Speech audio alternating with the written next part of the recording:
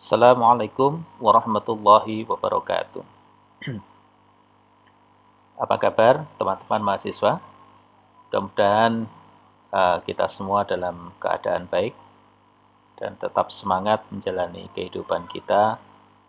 Dan tentu saja doa kita mudah-mudahan pandemi ini segera berakhir dan kita bisa bertemu tatap muka langsung dalam bangku-bangku perkuliahan. Baik, pada kesempatan kali ini kita lanjutkan materi kita. Hari ini kita akan membahas tentang wirausaha dan impian-impiannya. Saudara sekalian, impian menjadi wirausahawan, gitu ya. Nah, ada seorang penulis buku namanya Ilik. Ilik ini nama orang ya. Di tahun 2010 dia mengatakan di dalam bukunya bahwa untuk memulai menjadi seorang wirausaha itu seseorang harus memiliki impian yang kuat. Harus memiliki impian yang kokoh ya, yang dibangun tidak dalam waktu yang singkat. Kenapa impian itu harus kokoh, harus kuat? Karena resiko dari seorang wirausaha itu tidak kecil, gitu ya. Jadi membutuhkan impian yang kuat, yang kokoh, karena resikonya pun nanti akan sangat beragam dan akan sangat besar ya, penuh dengan ketidakpastian.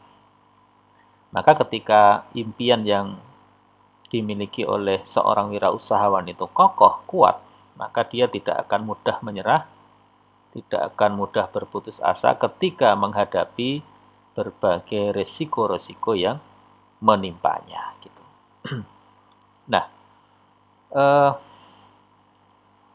apakah impian itu?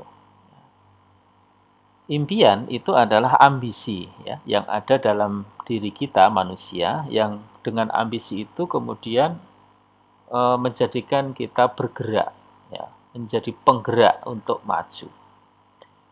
Demikian pula impian juga merupakan hasrat, yang dengan hasrat itu akan menggerakkan manusia untuk senantiasa berusaha mewujudkan ya, hasrat yang dia miliki. Sehingga seorang ahli psikologi yang juga dia menemukan achievement and motivation training, David McClelland, itu mengatakan bahwa prestasi puncak itu hanya dapat diraih jika seseorang memiliki hasrat yang kuat. Tanpa hasrat yang kuat, maka seseorang tidak akan memiliki daya dorong untuk mencapai puncak prestasi. Nah, saudara sekalian, berkaitan dengan ambisi, hasrat, impian, maka sesungguhnya dunia ini tumbuh dan berkembang, peradaban semakin maju, teknologi semakin hebat, itu adalah berkat impian orang-orang besar. Sehingga kalau kita membaca sejarah, membaca success story, maka orang-orang besar itu adalah para pemimpin. Nah, para pemimpin, orang-orang yang berhasil mencatatkan namanya di dalam sejarah itu rata-rata mereka mempunyai ciri khas, mereka mempunyai keunikan, yaitu selalu memperbarui mimpi-mimpi mereka. Nah, saudara sekalian, kenapa impian itu harus dibangun ya? Kenapa impian itu harus kita kuatkan di dalam diri? Karena pertama, impian itu merupakan sumber motivasi yang akan mempengaruhi pikiran bawah sadar seseorang. Ya. Bahkan impian dapat menjamin keberhasilan karena senantiasa menjadi sumber motivasi hingga mencapai tujuan atau menggapai tujuan berikut-berikutnya.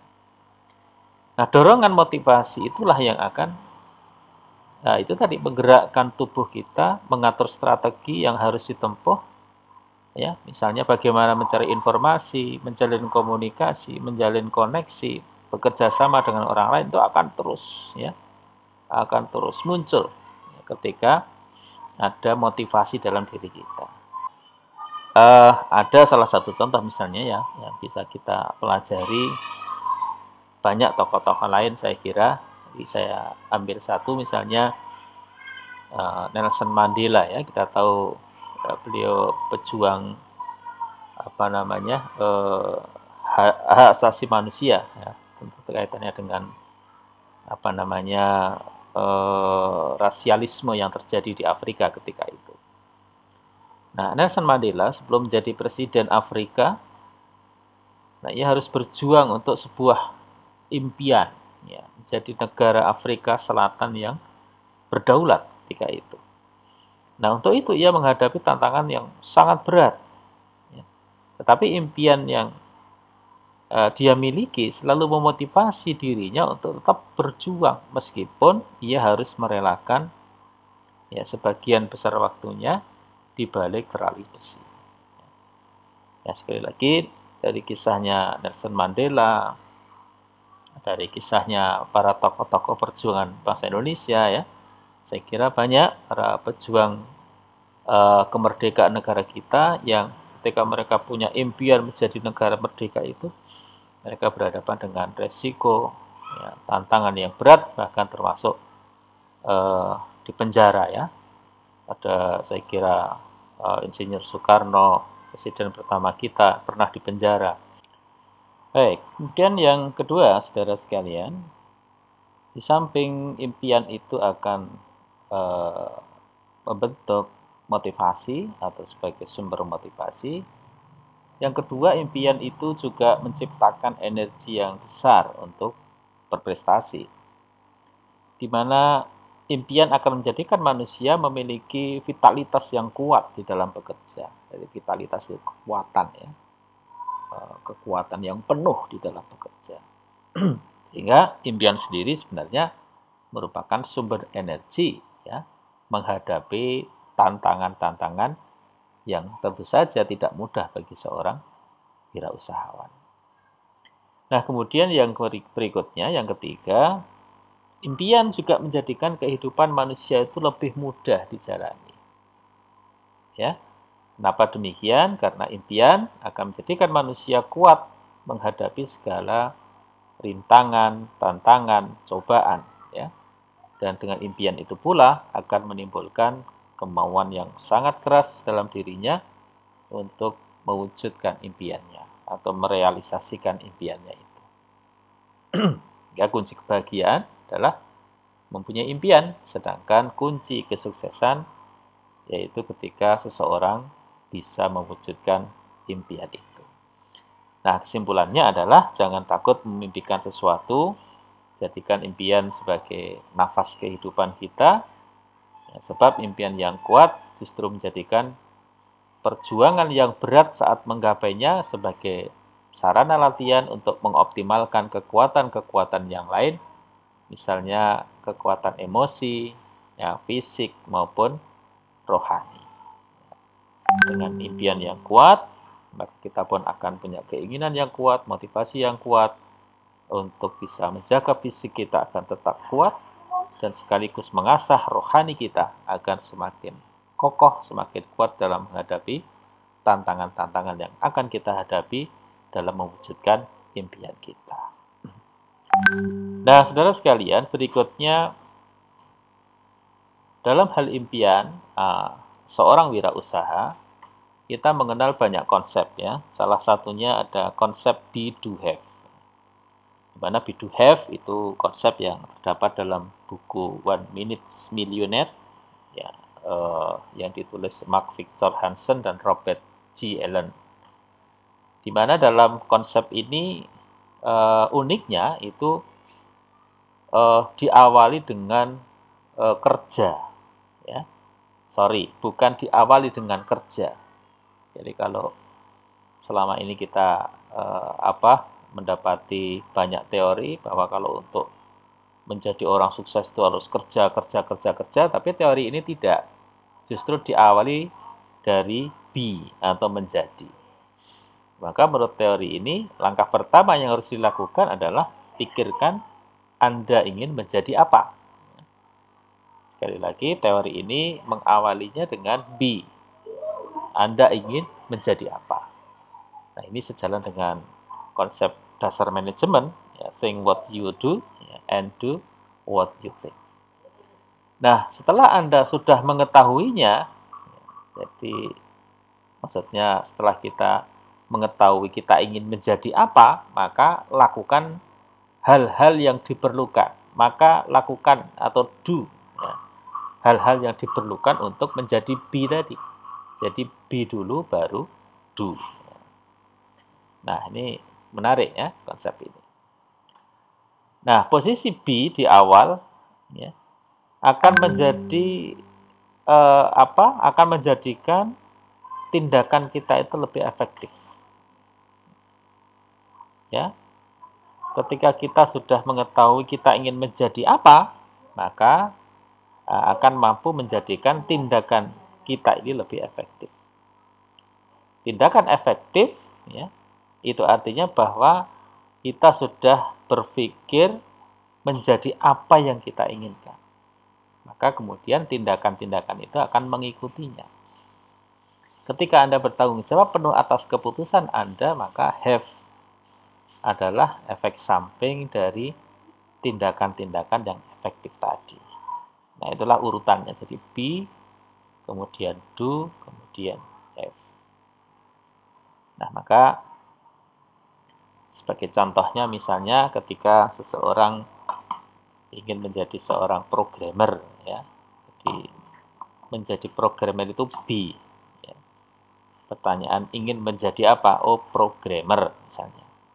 Maka lakukanlah tindakan yang mendukung untuk menjadi seorang programmer. Do. Ya, belilah alat-alat atau hal-hal yang bisa membantu menjadi seorang programmer. Temui para programmer-programmer, diskusikanlah ya, dengan para pembimbing, para dosen, para mentor. Ya, jika Anda mengalami kesulitan, lakukan dengan teguh dan pantang menyerah, pantang mengeluh, maka orang tersebut akan memiliki hasil yang luar biasa. Ya, berupa pengakuan dan tergantikannya harga yang telah dibayar berupa kerja keras, biaya, dan himpitan ya pada masa-masa sebelumnya. Ya, jadi kita punya banyak contoh, ada mahasiswa-mahasiswa kita yang ketika kuliah itu ya, punya impian yang besar, kemudian dia melakukan hal-hal yang di luar kebiasaan, ya. Berbeda dengan mahasiswa-mahasiswa yang lain, ya. Dia rajin konsultasi, bertanya kepada senior-seniornya, kakak kelas, pada dosen ketika menemui berbagai kesulitan, dan akhirnya ya tentu si mahasiswa kita ini sekarang sudah berhasil menjadi seorang programmer dan memiliki produk yang luar biasa. Ya, salah satu alumni kita namanya Mas Windiarto itu berhasil membuat sebuah sistem informasi manajemen rumah sakit yang sekarang sudah dipakai di sekitar 1.200 rumah sakit se-Indonesia. Nah, itu berawal dari mimpinya ketika masuk di El Rahma ingin menjadi seorang programmer.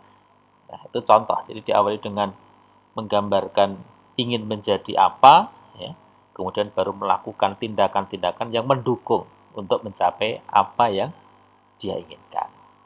Ini juga terkait dengan impian, tentu saja. Nah, saya kira itu, saudara sekalian. Nah, berikutnya adalah ketika kita memiliki mimpi, maka para ahli mengatakan impian itu mestinya memenuhi unsur SMART ya. Jadi spesifik, measurable, attainable, relevan atau realistik, dan time scale. Jadi impian yang kita bangun ya, itu harus spesifik sekali lagi, kemudian terukur, masuk akal, selaras antara impian dengan tindakan kita, dan impian itu harus dibatasi kapan impian itu akan tercapai ya. Kita harus punya target, kira-kira impianku ini harus tercapai ketika usiaku sekian sekian sekian misalnya. Nah, itu contohnya. Nah, saudara sekalian, berkaitan dengan SMART ini tentu kita pernah mendengar ketika ada sebuah pertanyaan yang dilontarkan kepada teman-teman mahasiswa, apa impian kalian? Kira-kira begitu. Lalu mereka berkata ingin menjadi orang sukses atau ingin membahagiakan orang tua. Ya, ya kebanyakan kalau mahasiswa baru itu ditanya ya inginnya menjadi orang sukses gitu ya. Itu umumnya begitu. Nah, sekilas jawaban itu sangat baik ya dan mulia. Tapi impian itu sangatlah abstrak, tidak jelas apa yang menjadi ukuran, apa yang menjadi indikator kesuksesan tersebut, sehingga sulit ditentukan bagaimana langkah-langkah untuk mewujudkannya. Karena ukuran sukses itu atau ukuran sukses itu pun bervariasi, ya. Demikian pula membahagiakan orang tua itu pun juga bermacam-macam, ya. Ada orang tua yang barangkali bahagia ketika kita memberikan sesuatu, atau bahkan justru orang tua kita sebetulnya tidak membutuhkan sesuatu pun dari kita. Barangkali cukup kita hadir, katakanlah yang jauh ya, mungkin seminggu sekali, sebulan sekali untuk bertemu dengan mereka, mereka sudah sangat bahagia. Jadi eh, apa namanya, ukuran-ukuran atau indikator-indikator dari impian itu harus bisa digambarkan dengan jelas dan bagaimana cara bisa mencapai impian itu. Nah, maka dengan kata lain, impian yang abstrak dan tidak jelas itu ya, sangat dimungkinkan hanya akan menjadi mimpi yang sulit untuk diwujudkan. Oleh karena itulah dalam konsep dasar yang harus kita pahami dulu dalam konsep manajemen itu, bahwa ketika kita memiliki impian, ya maka kita akan merujuk kepada konsep yang tadi saya sebut yang bernama SMART tadi. Nah, terlebih dahulu memang harus kita sadari bahwa sukses itu bukanlah sebuah kebetulan, namun sukses itu adalah by design. Karena itu impian yang kita buat harus smart, harus cerdas. Apa impian yang smart itu? Ya tadi, satu, spesifik. Artinya impian kita itu harus jelas objeknya, jelas gambarannya, bagaimana cara mencapainya. Artinya ya kita harus jelas mengenai apa yang kita inginkan. Dengan demikian kita akan lebih mudah dalam membuat perencanaan. Contohnya misalnya kita harus menginginkan misalnya kaitannya dengan transportasi. Saya pengen atau mempunyai impian bisa membeli mobil. Nah, kalau mobil itu kan jelas. Tapi ketika saya ingin menginginkan kendaraan yang nyaman, nah, nyamannya itu seperti apa? Bisa jadi mobil itu ya tidak senyaman kalau kita misalnya naik sepeda motor, ya, karena tergantung dari kondisi jalan misalnya. Jadi ketika kita memiliki impian itu harus jelas. Ya. Bahkan dalam berdoa pun, ya kalau saya itu ya berdoa itu ya harus dengan detail, dengan jelas. Ya. Itu kepada Allah pun kita harus dengan jelas. Yang kedua adalah terukur. Artinya impian itu harus terukur. Ya, dengan demikian kita akan tahu kapan impian itu akan dapat kita capai. Terukur dari kualitas dan juga dari sisi kuantitasnya. Contoh kalau tadi pengen punya mobil, maka ya kita harus bisa menetapkan mobilnya mereknya apa, seharga berapa. Ya, jadi kalau mereknya misalnya BMW seharga 1M, itu berarti kualitas mobilnya ya sudah bagus ya. Dengan harga 1M berarti mencirikan kalau mobil itu kualitasnya bagus. Kemudian harus terukur jumlahnya berapa. Misalnya saya pengen beli mobil BMW seharga 1 miliar, jumlahnya 2. 2 itu adalah kuantitas. Maka kalau kita punya impian, ya di samping apa tadi, di samping harus spesifik, ya, bentuknya jelas, ya, kemudian yang kedua harus terukur baik secara kualitas maupun kuantitas. Yang ketiga adalah achievable atau attainable. Artinya impian itu harus dapat kita raih.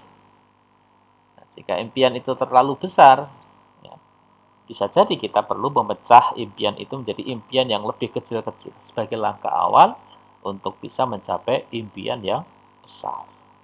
Ya, di samping attainable ini juga bisa dimaknai impian itu harus masuk akal untuk bisa kita capai. Contohnya, ya kalau kita pengen mobil yang mampu menghilang, nah ini termasuk mungkin ya tidak masuk akal. Kecuali kalau di film-film itu ya ada mobil yang bisa di samarkan ya sehingga tidak tampak dengan pakai remote gitu. Tapi ya kalau kita mau punya mobil seperti itu barangkali impiannya terlalu terlalu muluk-muluk, terlalu besar gitu. Ya, maka ya impian itu sebaiknya yang ya bisa kita raih. Ya, barangnya memang sudah spesifik dan kita bisa mengukur kira-kira impian itu bisa akan terwujud berapa tahun lagi kira-kira begitu. Yang keempat adalah relevan atau realistik. Artinya keselarasan antara impian dan tindakan. Contohnya kalau beli mobil sebagai impiannya, maka tentu harus ya diimbangi dengan kerja keras. Ya, suka menabung. Nah, ini relevan. Ya, mimpi punya mobil tapi kerjanya malas, ya, boros. Nah, ya tentu impiannya akan semakin jauh untuk bisa terrealisasi. Impiannya ke Parangtritis, tapi jalannya ke utara, ya tidak akan pernah ketemu. Ya, mimpinya ke Parangtritis, kok jalannya ke Merapi, ya, tidak akan pernah bertemu. Jadi harus relevan, realistik, berkaitan dengan keselarasan antara mimpi dengan tindakan kita. Kita ingin menjadi programmer, ya tentu harus ya tiap hari bergelut dengan coding-coding. Pengennya jadi programmer, tapi kok lihat coding kok pusing, ya itu akan sangat sulit ya mencapai impiannya menjadi seorang programmer. Dan yang terakhir adalah time scale atau time bound ya.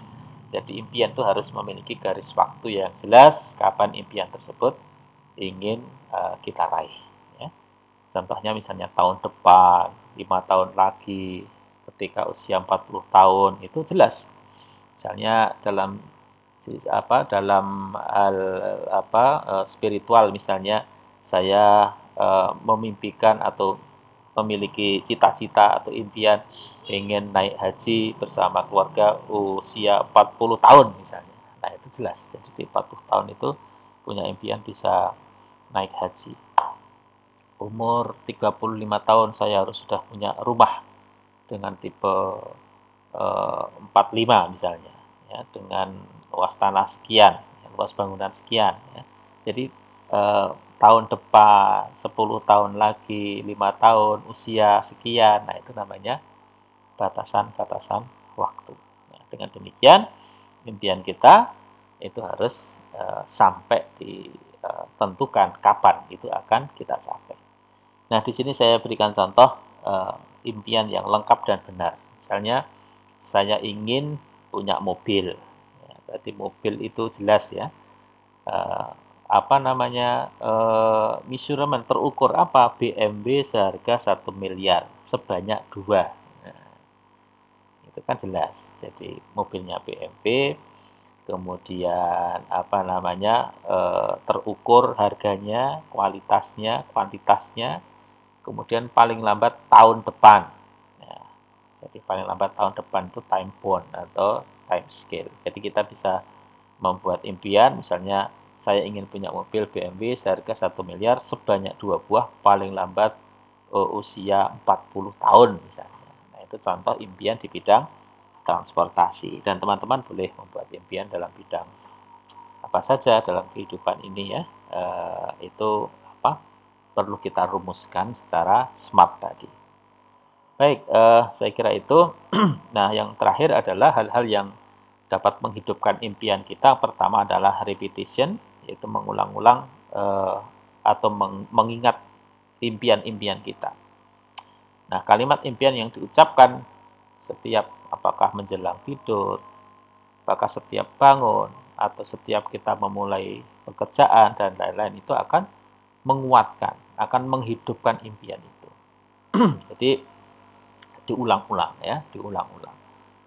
Ya, sama seperti misalnya kita berdoa, ya kita mohon itu kan diulang-ulang. Doa-doa kita kan hampir setiap hari sama saja. Ketika kita sholat pun kita isinya sholat itu kan juga doa. Kita ulang terus agar impian-impian kita itu akan semakin kuat. Ingat, impian itu memunculkan motivasi, ya, memunculkan energi, dan impian itu akan membuat kehidupan kita lebih mudah untuk dijalani. Yang kedua adalah incantation, ya, menyatakan impian dalam magic word, kata-kata yang memiliki tenaga atau sering kita sebut mantra, magic word mantra. Ya, ini kalimat-kalimat yang memunculkan semangat. Contohnya, hanya kematian penghalang impianku. Nah, atau demi impianku, rawe-rawe rantas, malang-malang putung. Nah, itu contoh-contoh kalimat-kalimat penyemangat. Saya kira kalau di forum-forum motivation training itu sering kita mendengarkan ada kalimat-kalimat yang disusun oleh trainer untuk menguatkan, ya, keinginan-keinginan kita. Berikutnya yang ketiga, visualisasi, yaitu menggambarkan impian dalam bentuk gambar, foto, tulisan, simbol, dan sebagainya. Jadi misalnya contoh bermimpi punya mobil, ya bisa caranya memasang foto mobil Jaguar di kamar tidur. Misalkan anak saya bermimpi kuliah di UGM, di fakultas Visipol, ya, ingin jadi sarjana komunikasi. Nah, dia foto di depan kampusnya UGM, di bawah logo fakultas, ya, fakultas apa itu, Visipol. Nah, itu sebagai visualisasi, menggambarkan impian dalam bentuk gambar, foto, tulisan, ataupun simbol. Kalau perlu teman-teman pasang foto diri, ya, pasangi toga, topi, ya, tempelkan di kaca kaca eh, eh, kaca rias gitu ya. Jadi setiap mau kuliah itu melihat fotonya, wah saya 4 tahun lagi, saya 3 tahun lagi, saya 1 tahun lagi menjadi sarjana komputer. Nah, itu namanya visualisasi. Dan yang terakhir adalah abstraksi, yaitu penggambaran wujud nyata di dalam pikiran. Contohnya ketika kita memiliki impian punya rumah, ya kita keliling di komplek perumahan mewah. Lalu setiap saat dibayangkan wujud rumah yang diinginkan. Wah, saya pengen punya rumah yang bagus kayak itu. Jadi menggambarkan wujud nyata di dalam pikiran kita. Ya, dengan cara ya kita ya bisa jalan-jalan ke, ya kalau pengen rumah ya ke perumahan-perumahan yang mewah. Kalau kita pengen punya mobil yang ya mewah, ya kita mendatangi pameran-pameran mobil mewah dan lain sebagainya. Itu contoh abstraksi. Jadi untuk menghidupkan impian kita. Dan yang terakhir, jangan lupa berdoa, memohon kepada Allah Subhanahu wa taala. Nah, contoh kalau kita pengen punya rumah, ya mohon kepada Allah, karena Allah itu Maha Kaya, Maha memberi, ya apa yang kita inginkan. Ya, maka jangan lupa kita selalu membacakan doa setiap habis sholat, ya, dalam sholat-sholat sunnah kita, dalam sholat tahajud, dalam sholat apapun, kita bermohon kepada Allah, ya akan impian kita mudah-mudahan menjadi terwujud sebagai sebuah kenyataan. Saya kira itu, saudara sekalian, tentang pentingnya membangun impian kita untuk memulai wirausaha. Sekali lagi bahwa wirausaha itu sesuatu yang tidak mudah, ya, akan banyak tantangan, banyak resikonya. Maka perlu kita memiliki impian yang kuat, agar dengan impian kuat itu muncul motivasi, muncul energi, muncul kekuatan, vitalitas, ya, di mana kita akan menghadapi resiko-resiko untuk menjadi wirausaha yang sukses. Demikian, mudah-mudahan bermanfaat. Ya, terima kasih atas perhatiannya, dan insya Allah kita ketemu lagi pekan depan untuk melanjutkan pembahasan kita. Nah, pekan depan kita akan bicara tentang apa itu wirausaha dan karakter-karakter yang menonjol, ya, pada diri wirausaha yang sukses. Terima kasih sekali lagi, dan mari kita akhiri dengan hamdalah, alhamdulillahirabbil alamin. Assalamualaikum warahmatullahi wabarakatuh. Mbok yo diuripke.